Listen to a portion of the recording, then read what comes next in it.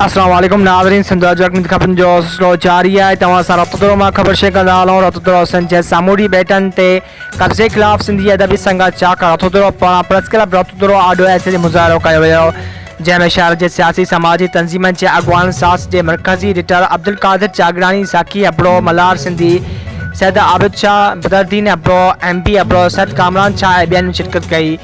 उन मौक़े ते मीडिया सां ॻाल्हाईंदे मथनि अॻवाननि चयो त वफ़ाक़ जूं सिंध जे बेटनि ते कब्ज़ो करे सिंध दुश्मनी सबूत ॾिनो आहे ऐं सिंध ख़िलाफ़ नयूं साज़िशूं करणु हिकु कुदो अमल आहे ऐं असीं अहिड़े सिंध दुश्मनीअ वारे रिथा जी भरपूर मज़म्मत करियूं था।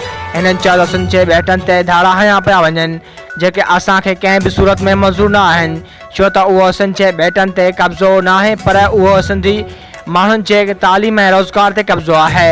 हिननि चयो त वफ़ाक़ सिंध जे मदनी वसीलनि तेल, गैस, कोयले, ग्रेनाइट, पथर जहिड़े अज़ीम नेमतनि ते क़ब्ज़ आहे ऐं हींअर सिंध जे सामूडी बेटनि ते कब्ज़ो कयो पियो वञे जेको सिंध जा माण्हू कंहिं बि सूरत में बर्दाश्त न कंदा।